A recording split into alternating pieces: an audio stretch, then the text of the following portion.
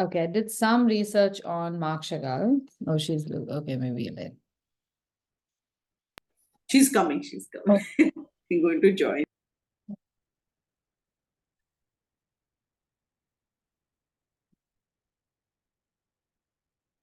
So I have done some research on Marc Chagall, since I I don't naturally find the artwork as intriguing. It was very difficult for me, but it's a good way to get introduced to new art any case. So there's some very interesting stuff available. I'm going to share those articles with you so that you can also read up on the detail. And I won't spend too much time on that because I don't know enough. And through the articles, you might find more links to more artwork, history, all of that. I found a short 15-minute YouTube video which spoke about his history and his work mostly, and also his travels between Russia and US and France and whatnot, and all sorts of things. So that's very interesting. As far as the art is concerned, I'm still a little confused where he stood. And honestly speaking, I find it very, very basic. So I don't know what the big deal is about. It's the same kind of reaction as with Picasso. Some people find it basic. I also did. So I was in that. It often starts with that till you become familiar with the work of the artist, and then suddenly you start seeing things that you've not seen before. But to some extent, I feel I understand my reaction because I read up a little bit around about the movements in that Marc Chagall's paintings could be a part of. So every time I read up something like this, I am exposed to another new kind of art movement, which I had never known of before. So in this case, there was something called supremacist or something like that, which is an extreme form of abstraction. I haven't read up too much on that because it looks really basic, but I will read at some point. But the other two that was spoken about was surrealism and Fauvism. Now, both of them are very interesting movements because there's at least something tangible to begin with. Once I suppose we understand this, then moving into that third genre of art might be easier. Otherwise, it would make no sense. So, one of the reasons why I never found Marc Chagall's work appealing is because precisely the reason why his work is found appealing by a bunch of people, and that's because of the use of color. So one part of some of his famous paintings, the one with the goat head and all, that I have shared that in our group. It's quite lovely, objectively speaking. So this, I should think this falls under the category of Fauvism. That's spelled Fauvism, and it's meant to be, I guess, it actually means like wild beasts. So I think when the paint is applied on canvas as if in a fit of wildness, like on almost like a beast, and also the colors chosen are often very bright and contrasting. They tend to clash with each other enough to create an explosion of color. So this totally jars my sensibilities. I I find the green and the red just too much. But once you understand it, or I understand it, I can appreciate it for its own beauty, that there is a purpose in the use of these colors clashing with each other. And the fact that they are jarring with me, for me, I suppose there's a different meaning I get in this painting. So the whole point of observing paintings from the modern era is to go beyond just liking or disliking. It is responding to it. So a few things you'll notice that there isn't too much finesse in a few shapes. Yet when you look at the detail of the eye or the detail of the miniature animals and the people, it looks very skilled. The houses are all over. There's some upside down houses. And I believe this painting is from his time in Russia, or his memories of Russia, the small town he lived in, which he found very boring and very depressing, according to the documentary that I saw. And then he swiftly moved out of there, but then went back and then finally left for Germany and never saw the town again. I found this painting as an interesting painting to study, but I haven't found any information on this just because I didn't find time to look for it. But this is, uh, again, here I find that the colors are just a little more balanced. That purple could have been really annoying, but somehow the green, purple, and orange, there is a harmony which works for me. So I might look at this more, I guess, favoringly than the previous one. But there seemed to be always some kind of story behind it. There are two people in the background. One again with some kind of guitar, somebody who is jumping up and down, and then there's a dog sleigh. So the detailed images seem to be very miniature and in the background, and what emerges in the foreground is often an image that is abstracted. So there must be some kind of, we can always draw some kind of meaning to that. So here's the best bit also, that when you can apply a meaning to a painting, it becomes uniquely your response to the painting. So whether or not the artist intended it, if you see it that way, the value of the painting increases for you. That is why there are so many paintings that some people might find are absolutely worthless. Like in an auction, if you ever see videos of an auction, or if you've been to an auction, there are some people who are bidding heavily on pictures and the others are left completely cold by that image. And that is good. That is intended. Otherwise, we would all be very unidimensional. We would all have the same taste. Now, the next painting, I've given a different version of this, slightly larger. So here, this is very different from Fauvism completely. There is a little bit of fantasy. It's not fully surrealistic, but you have people who are floating. So it moves away from the earlier style of art. And what I saw in his biography was his loyalty to the human form. He did not want to abandon the human form and abstract it completely. So while he may have done a little experiment with abstraction, I think he couldn't move beyond just converting the jacket to abstract. He's tried to do it in the face, but probably just backtracked and decided nothing doing, and made the hands very much like hands, and everything else close to reality. The abstractions of human forms over here are also just abstracting them enough to keep them fluid. But yet, a woman still looks like a woman, doesn't look like a goat. The goat looks like a goat, not like the woman. So he's not gone and blended it like you might have expected Picasso to do. And the last painting, this one, I think is the painting that was used in Notting Hill. And I'm going to share a clip of that also with you. That is available on YouTube. If you just search for Marc Chagall, this one is called La Mariée, I guess the bride, and film, it will be shown. You have just a 1 minute clip. But if I show it in our class, when I upload the class to YouTube, this portion of our class is blocked or blurred because I have no copyright.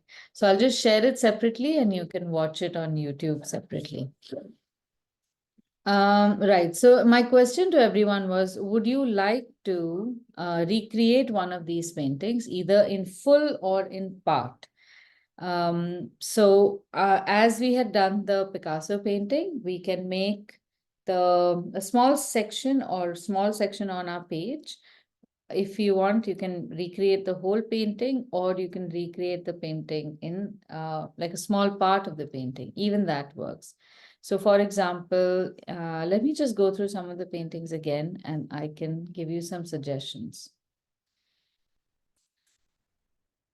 So this painting, obviously, because this is an oil, you have a dark background and you can make light colors in the foreground. Recreating this in watercolor might, we'll have to do it the other way around.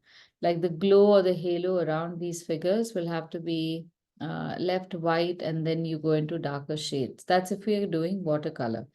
But if you have crayons or pastels, these topics are wonderful to recreate in either. Now, if you want to do a small part of the painting, even that is possible. You could easily select a pleasant section from here, maybe just something like this, perhaps. Or if you're more into flowers, you could select something lower. Oh, maybe just the floral part, and experiment with that. Whichever one you select, I'm going to advise you, if you can, to download the picture and edit it to the size that you want. And then share it again on the group so that you can see it as your reference image, and then work on it.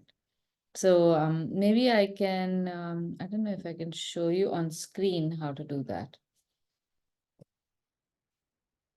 I'll have to use my phone for this.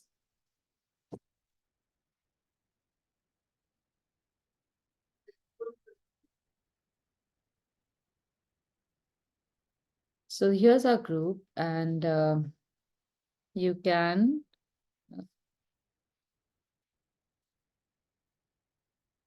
So I think you can save the image onto your device. And then this image you can also edit. Edit. Where is edit gone?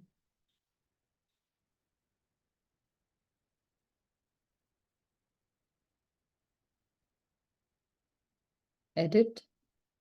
And I can select a small section like this.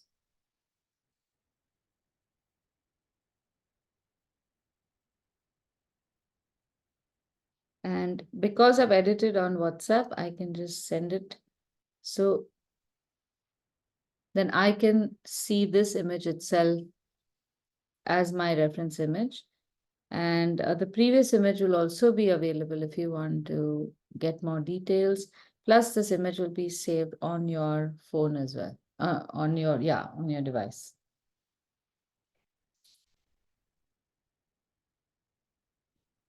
Okay, so the purpose of the painting is to study forms, study how you can recreate, I guess from the artist's perspective, faces or bodies that are floating, all of that. Your painting may or may not look like it. Oh, also another thing is you may want to make this just as a section. You don't have to paint the whole thing, just a small part of it. So then it does not have to be framed either. Even that can look very nice as a study. So shall I just demonstrate one for 10-15 minutes, and then you get a better idea of what options we have? As usual, if you can think of a new way of making your page, then please go ahead and do it. 1 second.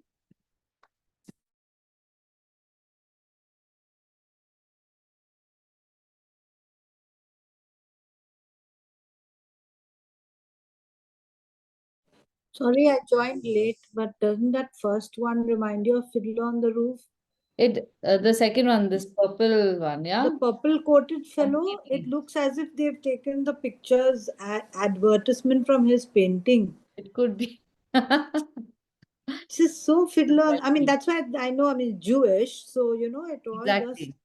such a Jewish, Russian Jews, And exactly even the like that. cap that he's wearing, all that Everything, is everything. very And reminiscent. the houses at the back, and all that's happening. You can Yeah, it just actually look looks at. like a scene from Fiddler on the Roof. Yes. Totally. Okay, so since the painting is itself so fluid, the last one.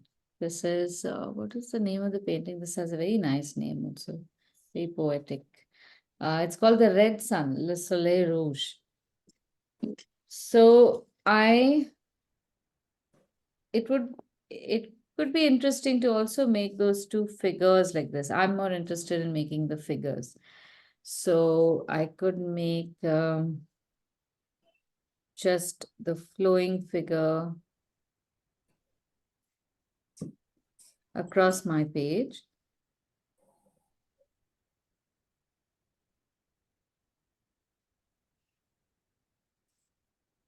And you'll notice that he makes the lines that I don't like at all. But it works somehow, I don't know. The more I look at it, the more okay it seems. So I'll never understand how some artwork just becomes so popular. Sometimes the other artist that I'm doing in the kids class is Yayoi Kusama, who is a Japanese artist who just I'll speak about her also a little later. I would have really dismissed her art, but I find it very cute now. Okay, so when you come to a point like this, make whatever shape you can make because this is an abstract illustration. You don't really need to make it like a hand because even the artist is not bothered about making it look like a hand. And look for cues like these, the negative space between the two necks of the two girls. Shapes like these. And see if that is looking accurate. When my picture finishes, I may not make the whole painting also. I may just make her body and then leave part of it blank. Of course, it does not do justice to the painting because I'm sure the dark background is a very important factor in the painting. But as far as our study is concerned, I am editing the painting for my own pleasure.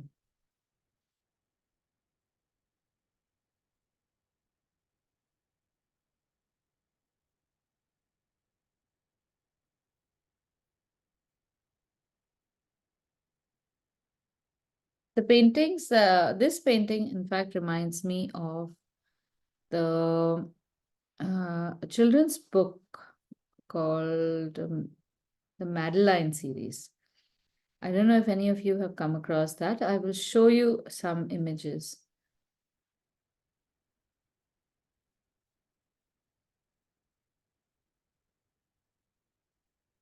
The roses and the lines that he has made in the roses are quite beautiful. The shapes and the forms from the roses eventually were used by him when he made these stained glass windows. So there are a bunch of stained glass windows. You'll see that in the documentary that he made for one for the Chicago Art Institute, and then he made one for even the UN. By the time he was, I think, in his 80s. He lived up to 98. So he had a very, very long life, and he was able to see his work appreciate much more than other artists did, I think, even more than Picasso.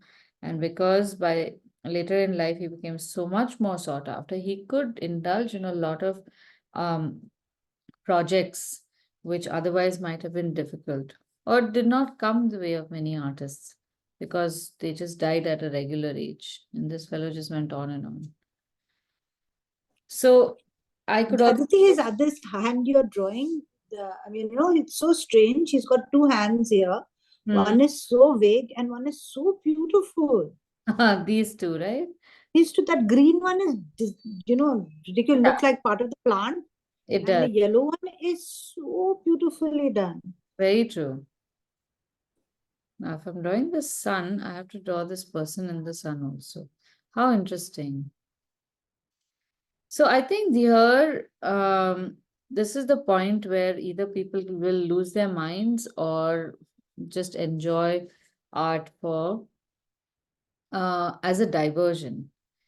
I often feel that the image of the mad artist is because people don't know how to sometimes separate joy of the joy of diversion and the how deep you need to go into understanding the meaning of art. And if you choose to get lost in that, sometimes it can just be release, sometimes it can be an illusion that can just swallow you up. So this is like anything. Keep a balance and you can enjoy it. Otherwise, you can. The word in Marathi is very nice. त्याच्या आहारी जाणे. You just get consumed by it. And that may not necessarily work for either you or for the art. So now, obviously, the dark part around these face figures also includes her hair, which I'm going to draw till here. And I'm going to try and find some way in which I can spread the paint in certain spaces to create that fuzzy edge. And this has to just go far. So I've done my own version of the Chagall painting.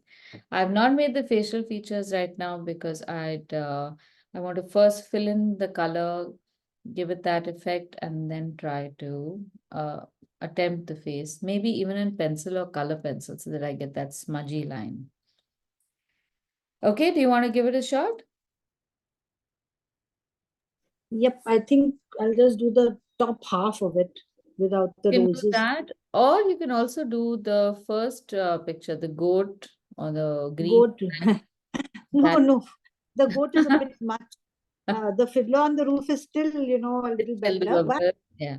it's very interesting. It looks as if that there's a very childlike person with the book, and the smile on her face is as if, okay, I'm all the stuff that's happening outside her world is what she's reading about or imagining. Yeah, even Look that. at her face. That's She's very just looking at outside with a smile and she's reading, and this is all forming in front of her outside, this little red sun of hers wherever she correct. is. How It's cute. so amazing. Very sweet. Here's the storytelling teller telling the story. Oh, is There- that it? Oh, Yeah, No, he was a no, no, no. storyteller. That's what I felt when I just looked at the painting. No, So I have grown up with these Marc Chagall on my walls. My father had a German engineer had presented him a series of prints of Marc Chagall. wow. And I grew up with these all around. And that's why I have this, special attachment to these paintings. But thank you. Yeah, it was very interesting to see, hear your study on it.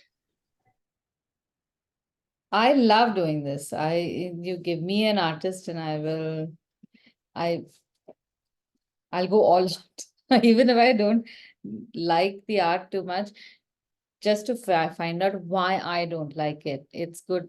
It's a good study. So I often come across this myself, and in the past, I've said this to a lot of students also, how we get so stuck in our taste. And maybe this is also somewhat like when we talk about being a certain age, there are some people who are ageless no matter how old they are, because I think they avoid being stuck in exactly like this. With art, it becomes more, I guess, precise, and even with music, some people have some taste in music and they cannot move beyond that and they cannot appreciate newer music. That's me. I'm still stuck in the 80s.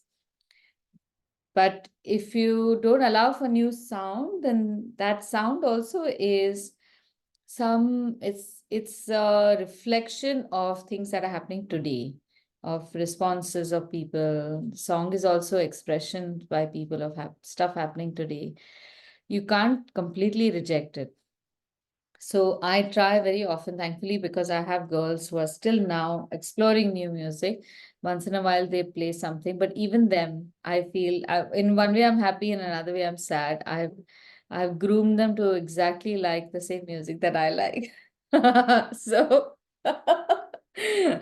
I made clones of myself. Yeah, it's But so. there's some fabulous music nowadays, new and fabulous. So must listen to this.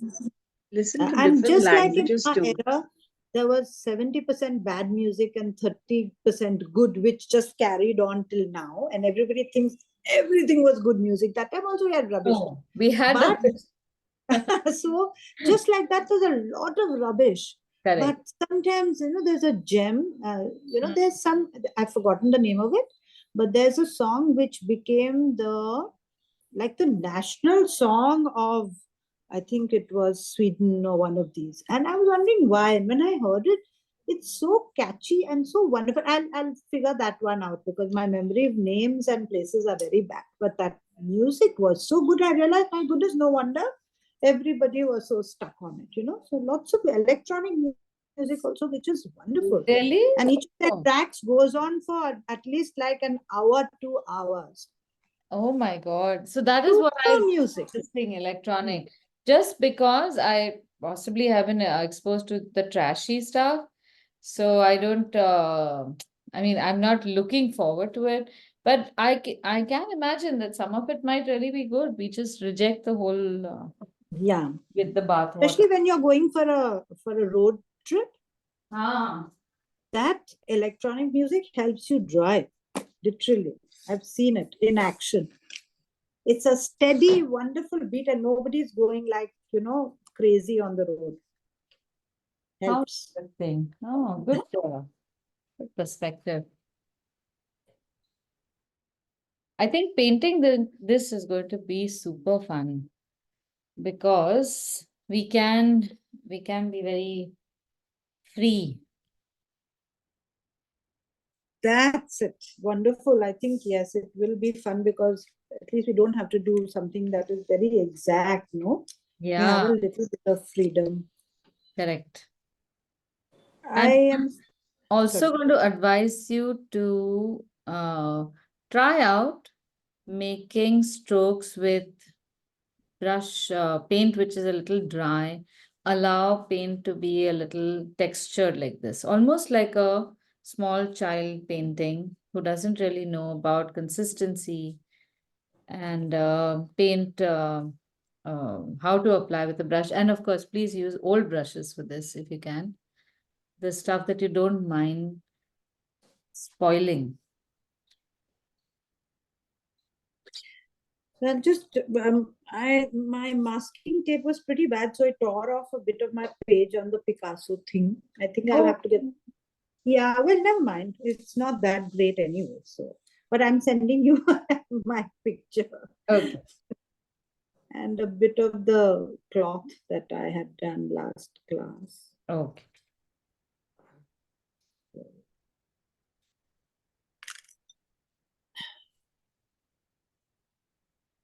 So here we are.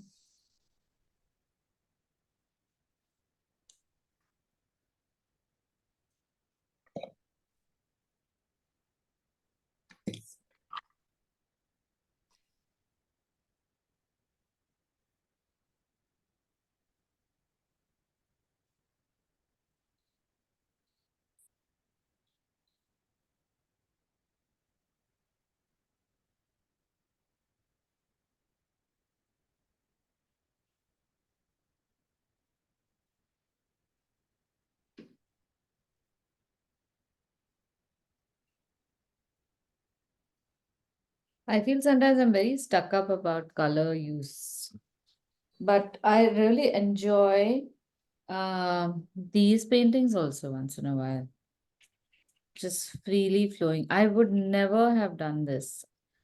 And because personally, I enjoy making very detailed, in my mother's word, very kids cut painting. So doing something like that and thinking that this is beautiful even 10 years ago, I don't think I would have seen beauty in this.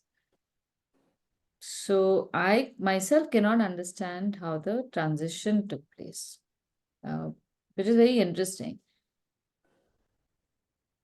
So I have often felt a certain kinship with that statement of Picasso's when he said that I spent so many years painting like an adult. Oh no, I learned to paint like an adult and now I'm spending years painting like a child. What that really means. Yeah, I wrote that in my little write-up of Picasso. I Ah, spent 4 years learning to paint like Raphael ah. and what So there else. is, I now I don't know exactly what his process was, why he thought that. I felt that the more exact my pictures were becoming, uh, the less alive they looked. They seemed to look very, I mean, nice, but predictable and not exciting. And I can't say that this revelation came to me automatically. I visited an artist in New York who I showed my diaries to, and he uh, openly admitted and said, "Your art is very beautiful."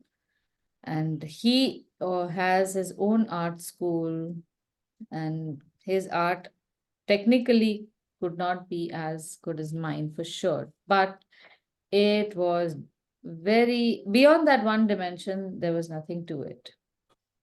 So he suggested, why don't you free up your hand a little bit? And instead of drawing with a fine pen, why don't you just draw with a brush? Try doing something that you've not done before, that you're not comfortable with. And I hadn't even thought of this as an option because I had thought of only mastering one thing. I wanted to be able to master a line. I wanted to be able to control the line so I would know exactly where the line is going at all times. So there are no surprises and I can make whatever I want. And I did it. That's good. You can do that. Controlling the line is not very difficult to do. But how to make the line exciting? How to, and then that becomes difficult because right now, since we have seen a painting and I've taken a snippet of that and I'm creating this could easily become exciting, but the composition still remains Marc Chagall's, not mine. I still haven't seen this in my mind's eye. And that will not happen unless I make it a practice to create something as loose and spontaneous on paper frequently for my mind's eye to get used to this as an option to create. Absolutely. I think that's very, very truly said. I hope to be able to do it. I don't have the line, nor do I have the free one. So I'm still halfway nowhere. But as long as we enjoy it. I like doing that line thing sometimes, but it's not mine. It's always somebody's copy. So I don't know when I'll get to the thing when this kind of art, which I like, free art, going to be just actually it's all this thing of wanting others to find it believable, which is a pain. Yeah.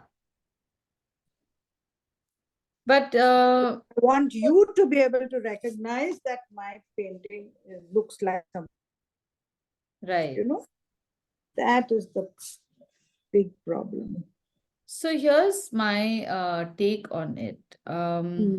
Many of these artists' work, like even this one, if you were to ask the same friends, some might get it. If you don't show them the name or give them a history, they might not even know and will not find this exciting. But there's something about this that looks very different from amateur paintings that I have seen. other artists make, other amateur artists. Like friends of mine in Pune, there's a very good friend of mine in Singapore who has been painting and selling pots of paintings.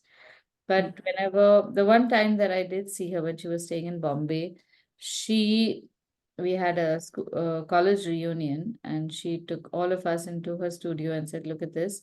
I've made this painting." And she kept me behind and said, "Please don't comment on my work Hmm. because I'm making it for people to buy. And if you comment, That's it. you'll Yeah. see through it and you know Yeah. that it is all meant for people who don't really understand much but have lots of walls to fill up." So I found that so sweet and it really endeared her to me because otherwise, But honest. yeah, very honest. And she was self-aware. She knew what she was doing. She was peddling Yeah. Yeah. mediocre work. She said, "This is as Yes. good as I can do, but I enjoy it. And there are Yes. people who want to buy from me, even if it is not great, I'm okay with them buying it. And I'm not Yeah. pretending to be like a Picasso or Great. anything. Quite right. So if they Right. want it, I'll make it for them. And then since it's Hmm. selling and I have lots of time on hand, I just want to do it. But you don't comment on it. You don't give me guilt. I know this. I know you're much better and whatnot. Which Yeah. I don't know. That is subjective. But it was very nice of her to be honest about her work. So that was all very. Um, it was it. My point being, her lines were not very strong. She could have made something exactly like this, but there's still something missing. There is like, a subtlety that is missing, a refinement, being able to choose just a slight gray line here versus a dark shape on the rump over here. The dark sleeves, not making all of it a dark outline. All of those choices somehow are important in making this painting look the way it does.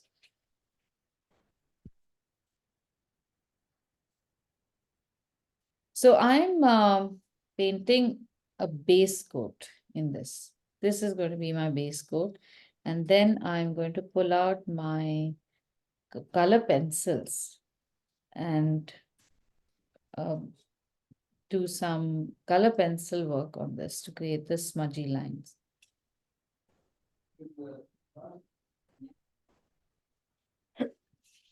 Excuse me.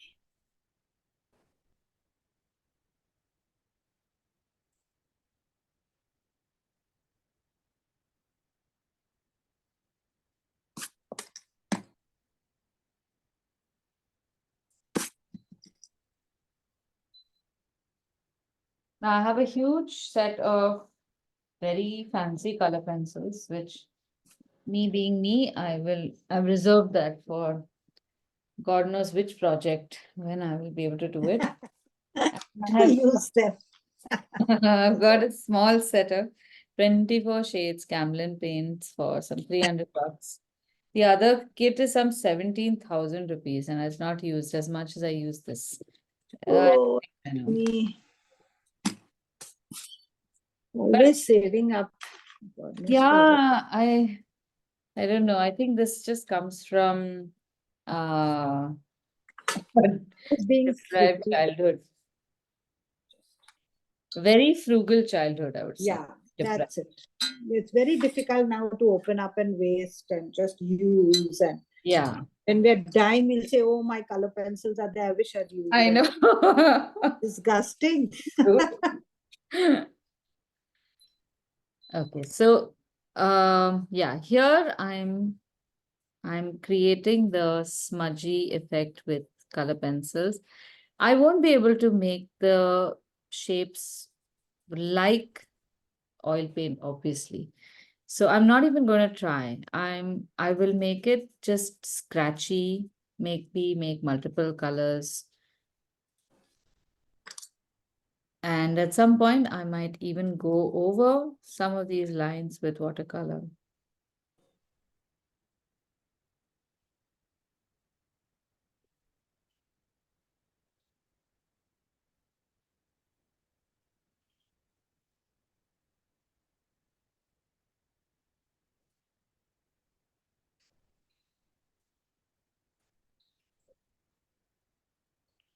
So it's so strange. You see the yellow woman's face, arm, and somehow you manage to see her lying on her tummy on the bottom half of her. Yeah. Isn't it strange? I Yes. mean, from the top, you'd never think that you could see that part of her. Yeah. But it's very plausible when you look at the bottom half of it. Correct. Yeah, it is. Weird.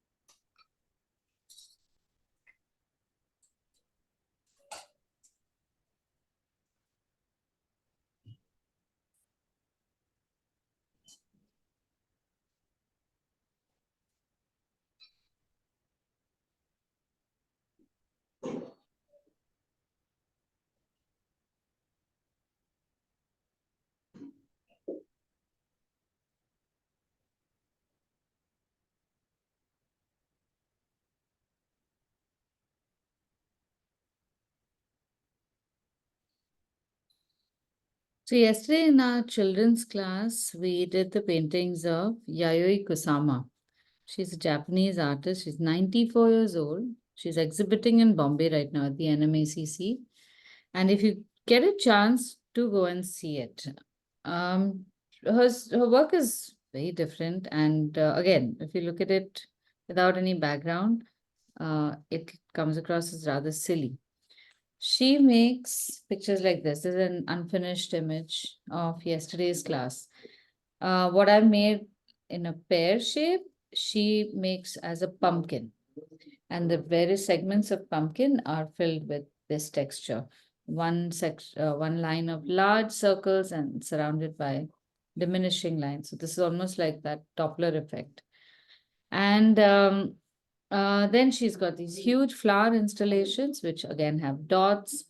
And she's got, she does an installation where the entire room is filled up with these dots. So I, just for this class also, I read up a little bit about her. She has a very interesting story also. And look at what I found amazing is how you can take something that could have been considered a disability and you would sit and cry about it. She converted into an expression of art. As a 10-year-old, she apparently started seeing hallucination. Must have been some kind of ailment in the retina or the eye, where she saw dots all over. So this is sometimes it happens to us also. When you look at a texture, a high contrast texture, or a texture in sunlight, and then you move your eyes momentarily, that Yeah. post image carries On the retina. see that either in parts or in the whole space around you. But she took something like that, where she could see dots everywhere, and she converted that into an art form where she took regular objects and artificially put dots on that so that other people could experience what she was seeing. So this is the difference between how an artist can present their experience and allow other people to come into their world and no longer keep what might have been a disability as a handicap, but also be able to show it as something that can be enjoyed. It's wonderful. So when you see it from that perspective, it just looks beautiful. Her art is very simple, very bright and very happy. And there's just with those dots, it's almost as she's claimed so many things with those dots and made them part of a much more joyful world. Lovely. I think also there's this large, when you have that kind of a confidence, it's that large ability of, what do you call it? Having nothing to lose, you know? Right. Then you say, yeah, that's me. This is it. don't have any agenda. I think also it has something to do with, I guess, culturally. I I keep bringing it back to an innate culture of having a voice or expressing, being able to say something that nobody else has said before, and you don't wait for someone to ask you, and you don't bother about giving an explanation. That is missing in our culture, I find. Yeah, If you are if you are brave enough to say something, more often than not, you are considered mad, yeah, and what you're saying is just lost to the void. And if you are, if you just toe a line, that's great. It's rewarded, applauded. So that obviously does not leave room for an independent voice or opinion too much. So I guess it's also like a muscle, I keep thinking. Unless you practice it, you don't know what your voice is or what your opinion is. And you'll end up not then developing it further also. I don't think it's very easy. I don't really share my opinion. I don't know how to do it. So that's why I feel that this might be just a cultural thing. It might be a good thing also. It might work for us also. It's just an observation that this could be a thing.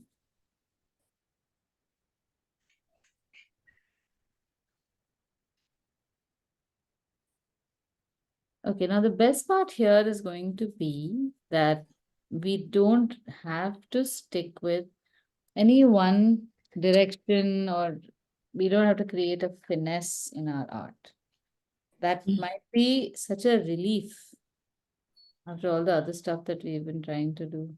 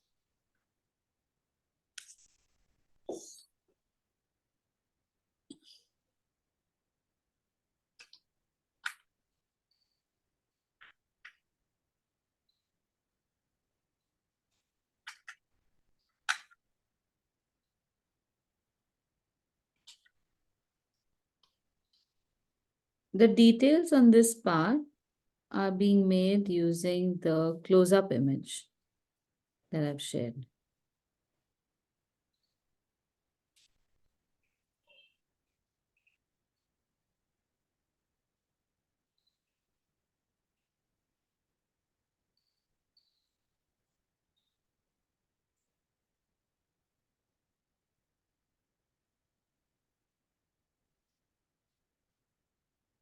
Now, when you're drawing the face, I'm going to advise you to not draw it as a face, just draw it as shapes. Because if you draw it like a face, then you might be tempted to turn the picture or the book up, right side up, and then draw a nose in a particular shape in the eye, and then that would look odd. So just don't recognize it as a shape at all. In this oval, I can see a dot over here. Now, if you just observe how I'm making this look really weird, almost like I'm constructing a cyclops. The dot is right in the center of this oval. And then I have a line that comes underneath it and a longer line that goes over it. This structure might be slightly easier to make.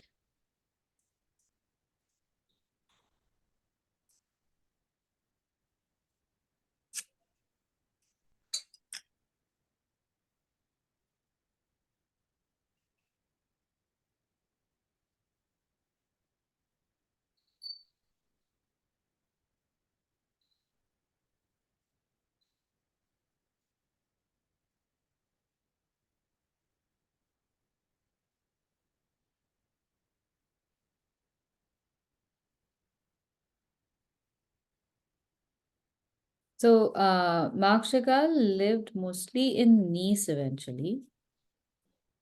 And then he moved to a place called Saint-Paul-de-Vence, which is up in the hills from Nice. It's like, I guess, the Masuri of Dehradun, that kind of thing. And it's beautiful. It's a restored town. The town was established maybe 1100 years ago. So they have old buildings and very old culture. So if you do land up going to that part, definitely visit it. That whole region was frequented by a lot of artists, especially Saint Paul, and especially because I guess Marc Chagall lived there for a certain period of time.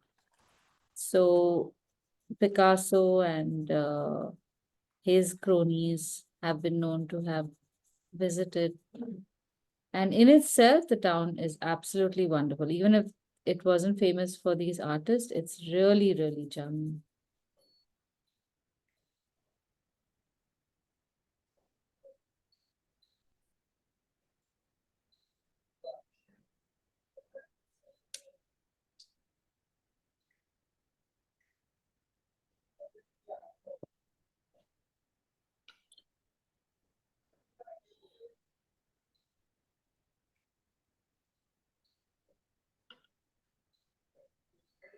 How's everyone's painting doing? Do you have any feedback? Do you need any help? Deteriorating into a 2-year-old's. Well, maybe then it's an achievement. No, certainly not. Certainly not.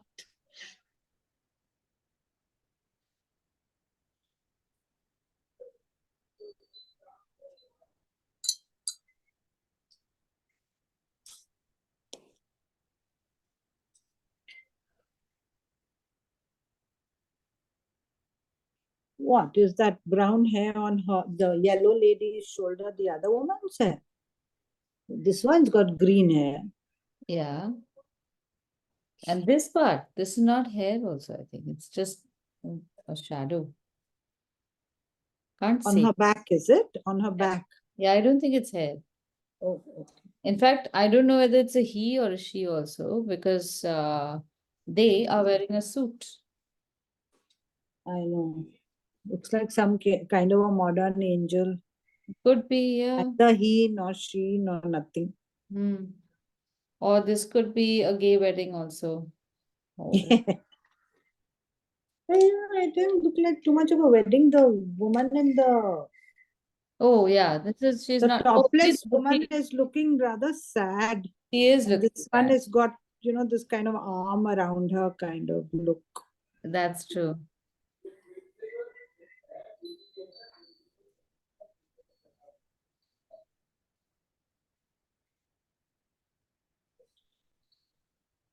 Comforting kind of a arm, no? Hmm.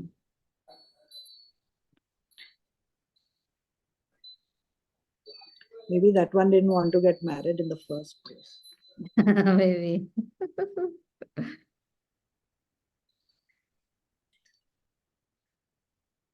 I don't know, these flowers that she has, the roses do look like a bouquet. Hmm. But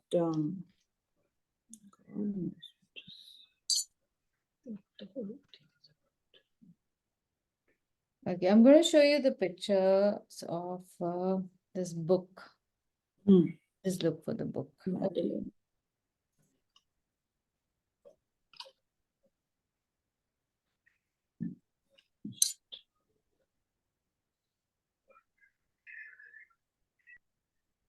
This is one of my most favorite books. I bought it for I happened to find it in some book exhibition. I won't be too surprised if it was one of the um, women's international exhibitions. So this oh,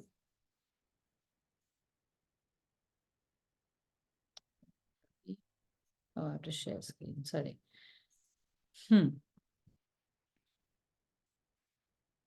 So they are by this guy, Ludwig Bemelmans, and they are often, they're so simplified and very crude also. Crude in style, not crude in topic. They're all about this little French girl, Madeline, who lives in convent, and there was a movie made about this also. So the book always starts in an old house in Paris covered in vines, lived 12 little girls in two little lines. The youngest one was Madeline. So you have these girls walking with yellow hats and yellow jackets, and there's 10, 11, and one holding her hand is Madeline. So there's 12 girls in that home, and they go through all sorts of adventure. Where Madeline poo-poos the lion, the tiger, and all the other girls are very scared. Then one time she fakes, she thinks she's gonna die. She has an appendicitis. So it's all very cute stories. But look at the illustration style. It's so flowy. It almost looks like it could be a Marc Chagall style. So again, these are very old stories. But look at the colors over here. They're also very roughly placed. They're not very fine. And in themselves, these could look like kids' illustrations without the text around it. But they are meant to tell a story of a little girl who's always goofing up and is so much fun in her life. So the pictures are also, the lines and the colors are also trying to be that kind of fun. This is a lovely illustration also. So if you find any of these books, just buy them, keep them in your collection. These are soon going to become rarer and rarer. Yeah, I have this one, Madeline in London.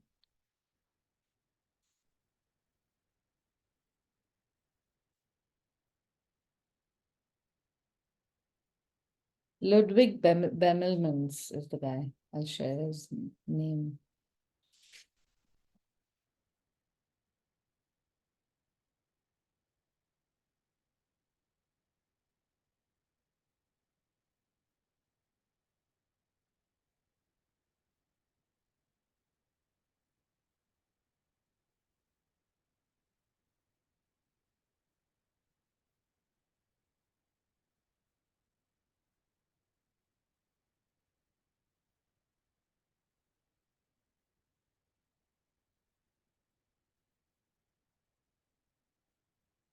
Now, there's lots of other characters in the paintings also. There's an upside down figure over here that looks like a bride and groom.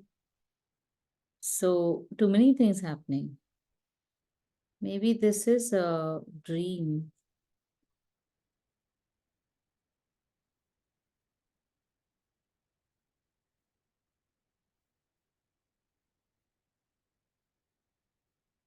There's that ever-present goat with some flower girl or something. Yeah, yeah. And a guy who's playing the fiddle. Yeah. Oh, girl, sorry, woman. She's got longish hair playing the fiddle Yeah. with, again, half of her is in front and half of her is the back. Very weird. Also, she has a headdress that looks very much like the. Remember that what's her name? Yentl. Again, the Jewish lady. Yentl. Yeah, yeah, yeah. Yentl, all right.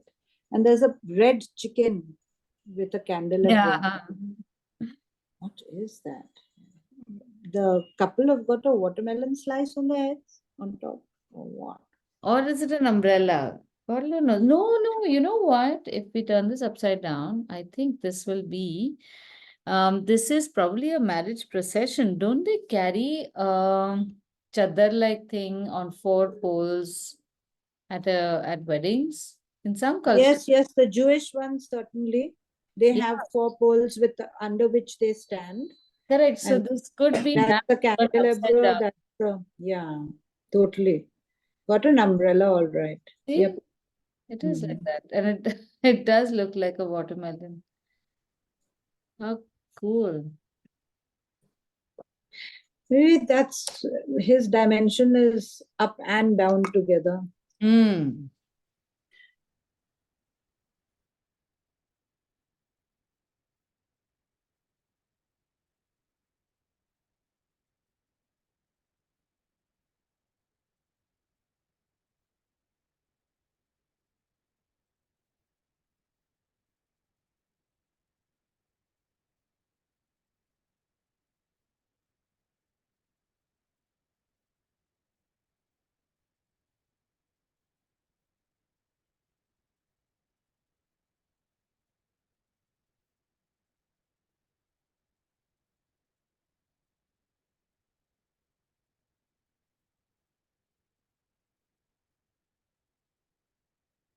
This bouquet made me think of Madeline. All the trees in her story are drawn like this, very loose, loosey-goosey lines.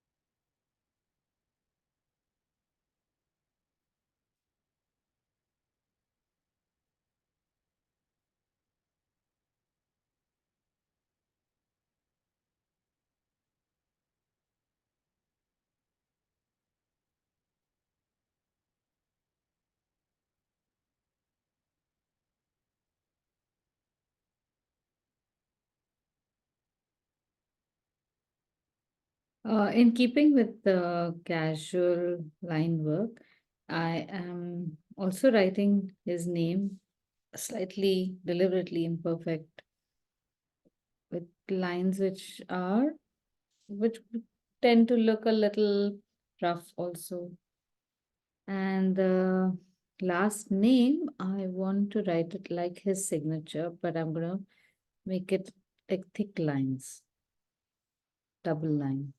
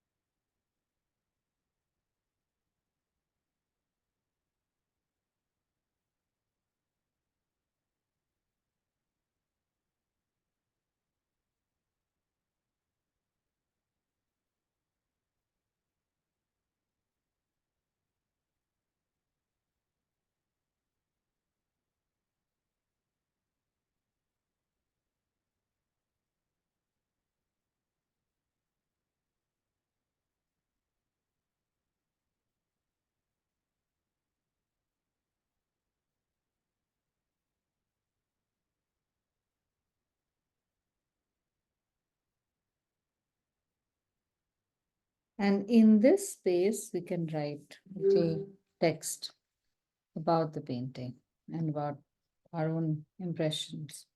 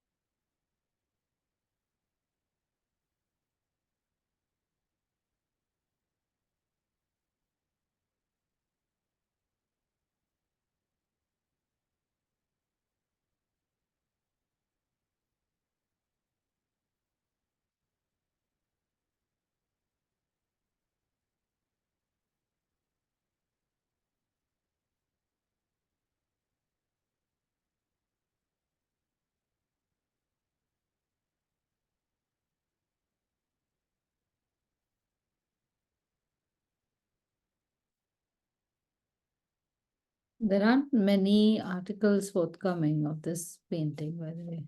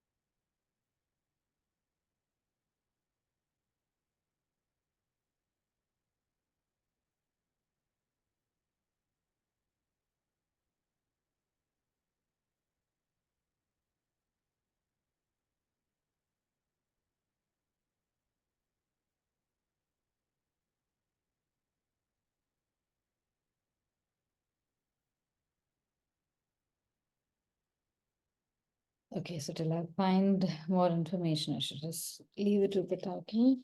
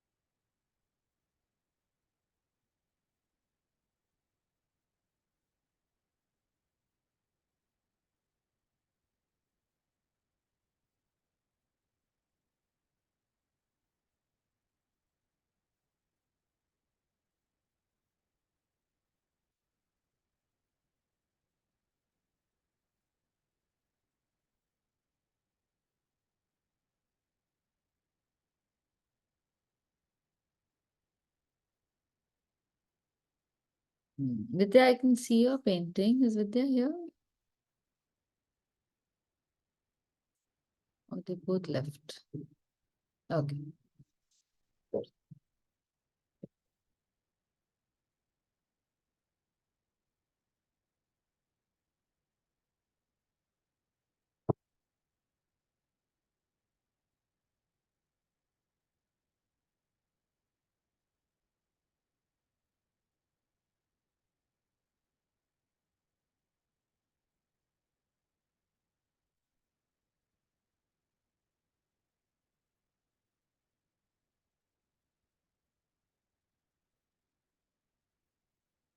One insight that one can draw from this style is definitely the fact that you can indulge in casual line illustration. So, if you, for example, need to create something quickly, you can go for a quick sketch in something like this, create a lot of drama with the choice of colors, the strong lines and strokes, and then um, see how this also creates an interesting variation.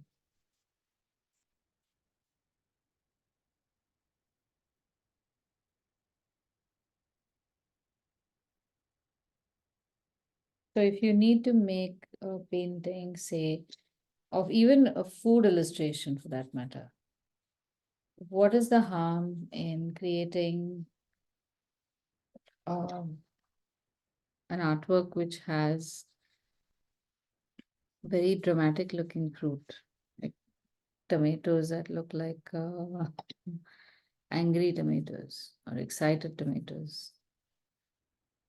We shouldn't stop ourselves from depicting excited vegetables.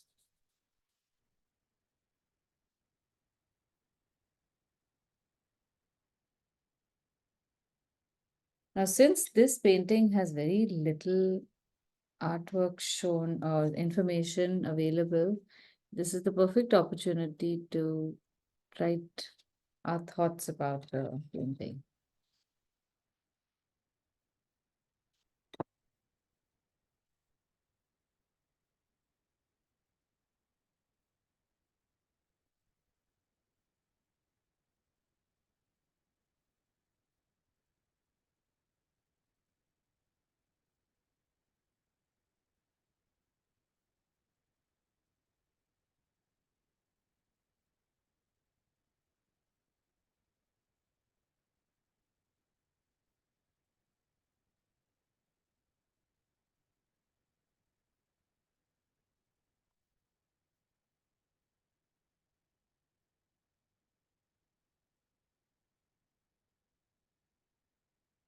Now, if I bring out the colors used over here, they are all, this is definitely not the palette I would have chosen.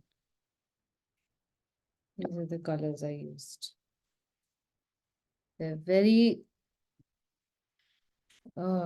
this green, brown, so much brown. And green and blue, all this looks very weird.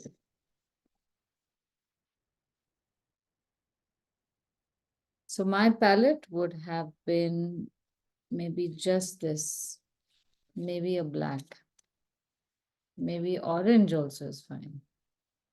Remove all the green, and then it would not have remained a Fauvist painting at all. The red and green talk to each other and make everything very bright.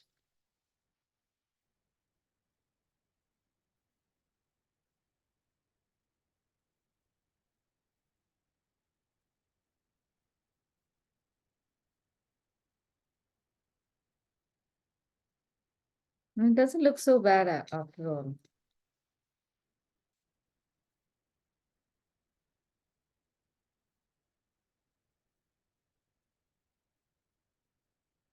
This past weekend, I did the Camlin workshop in which I used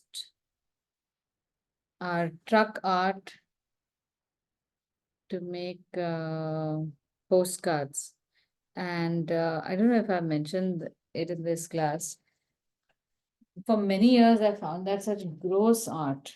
It was just horrible. Why can't they paint better things on the trucks? Why do we have to look at this stuff when we are on long journeys? That was my sentiment. Till I saw, I might have said this, I saw a book that a person came out with that documented truck art of India. And when I saw it as a book, I realized this is in itself its own organic tradition. It does not have to, our trucks don't have to be like Scandinavian trucks, which are just a truck. They have their own graphics and everything, no personality. And that's what I really liked. All trucks look the same. Here, each truck has its own personality. And that again, I found obnoxious. It's just because of the colors used. But yeah, over time, there's been a lot of documentation of these of truck art, and sadly, mm, there isn't as much as there used to be, because I think even truckers are now using vinyl to paste. It's a little cheaper. And I remember they would have so many dramatic scenes. All those dramatic scenes have gone. There's a woman in white, like a Mandakini, waiting by a scene, and she's like, "Aapki raah dekh rahi hu." They were आप so. तुम कब आओगे हाँ, तुम कब घर आओगे? घर and one parandi Yeah. juttis, very cute. They used to, now that Oh I dear. think about it, they were Now ugly, they but they were don't. so cute. Now they don't put any of that. Now Trucks are they don't take the same. trouble only. They're just pasting something and not really good. Yeah, they're not very nice. But I think in the north, the trucks still are very lovingly done in Punjab, and I believe Pakistan and all the trucks are fabulous. They have I so think much so. art, andis and Yes. flowers and flower pots and big huge bunches of artificial flowers sticking out from both sides, like decorated. They So are beautiful like truck. exquisite embroidery there. And at night, all lights. It's like something at you, which is like a fun Dulhan. fair, something. Yeah, Literally, she's a dulhan. totally. Very nice. I have renewed respect for truck art now. It can be good. I've learned to see it. My tolerance has really increased. Here's mine. It's very quick and very bad, and that's about it. 1 minute, let me change it. Okay. No, so let's just see what this looks like. Forget about good or bad. You've got the casual lines. It almost looks like a Hussein, if you think Oh about my it. God. The Hmm. lines are, yeah, just see, it's all very straight Yeah, lines, and yeah. the abstractions are still recognizable figures or faces, and then yet there's fluidity and all that. So good, very nice. In itself, it's a nice painting. Yeah.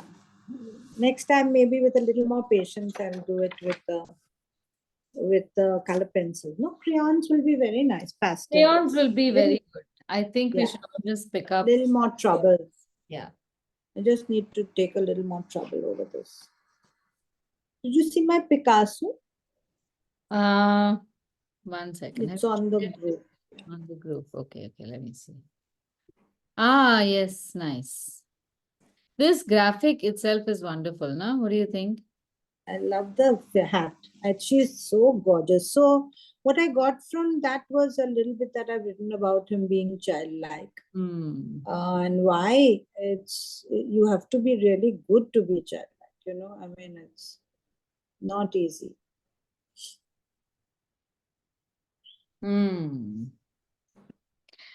My take on his statement is individuality also.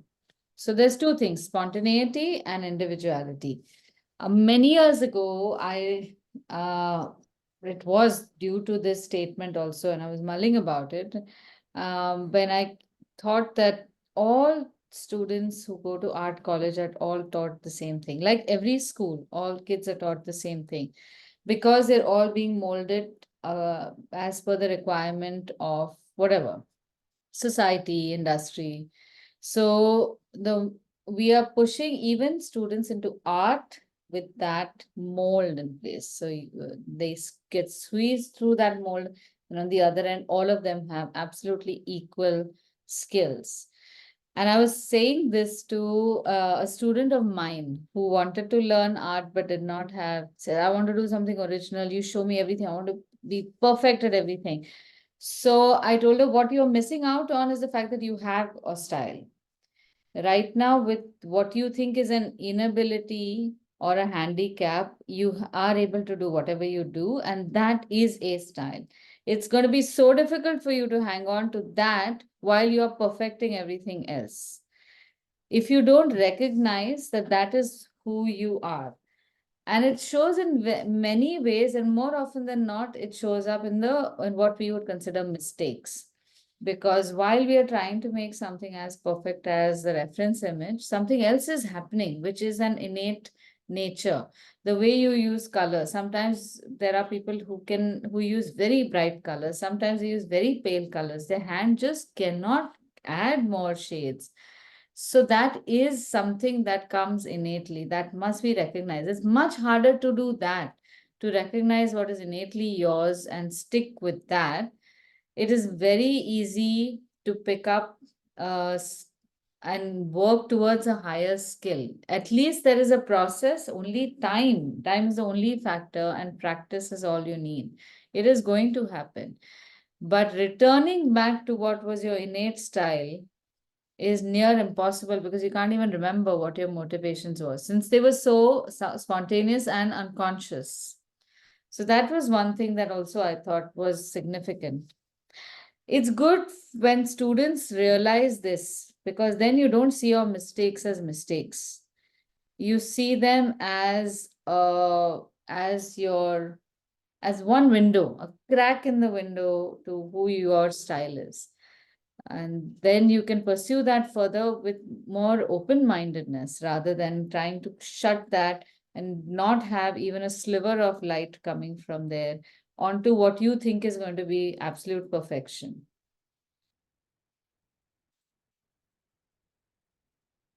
Cool. So this was nice. If you have any more suggestions for artists, we have another, I think 2 weeks. Next week is 26th. At least one more class we have, during which we can explore another artist, or we Can we do the children's one? That was very nice, Japanese one. If everybody also would like to do that. Yeah, so otherwise I wanted to suggest doing a Yayoi Kusama. Yeah. And especially because she's exhibiting her work at NMACC. We can all go there and see the exhibit also. Also, by the way, they have a full exhibition on pop art, by the way. Andy Warhol, Keith Haring, Roy Lichtenstein, everything is being shown till 11th of February. So definitely go and see it. So yes, maybe we can do one pop art too. I remember, I think we did soup cans or something. We did something. I can't. Something we did, but at this Japanese, it'll be nice to do something new. It The is, Japanese yeah, artist will be great, and anything else you think of will be great, because I what think, we already know, it's no use. I mean, not no yeah, use, but it'll be nice to do somebody absolutely new. correct, correct. Yes. Let's try and do that. Very nice. Neeta, were you showing your painting? Can I haven't finished. Oh, nice. Very nice. I still have to do some finishing. But how do you like it? What is your Enjoy it. Yeah, I'm enjoying it because otherwise in your class you have the curve of the line and everything is you have to be really here thoda 19-20 ho jata you can manage it.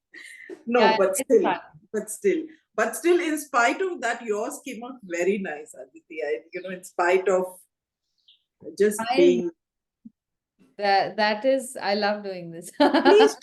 Please put yours on a whatever you just done on Yes, a yes. post, so that we can look at it and I can sit and do that. Very yes. nice. I'll put it that way. I love making artworks on pages on which text is going to come later. Since I used to do graphic design, I would always look for any opportunity where I could add an image. And in the time that, so when we are transitioning from handmade layouts to computer layouts, this was one of the most difficult things to do, trying to put in an image which did not have a defined rectangular border. So when you had this free flowing border, we had to edit the lines of the text one by one to give this what's called a text wrap around the image.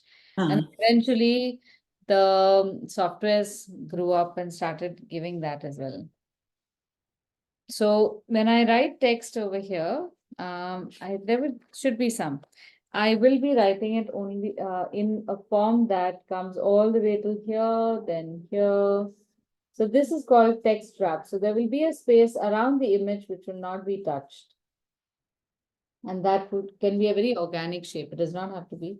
Otherwise, it will, excuse me, it will be rectangles. I would have this come all the way here, then down, and then another rectangle starting here, and then down, and then you have this odd triangle space over here. It looks terrible. So another idea is look for paintings like these, which you find easy and fun to make, and make them as functional objects like envelopes, for example. Imagine painting this all on an envelope, and then we've done an envelope fold. Just folding an envelope out of it and sending it to somebody rather than making like flowers or the usual patterns. And then also that envelope itself, because it is not cut and sealed, it can be opened up and it can be used for other stuff that they want to wrap things in also. Maybe you could write a note on the inside, giving them a little bit of insight onto who the artist is, what you have done this for, and how they can use it further. So do something that is not done before, because that way it remains memorable.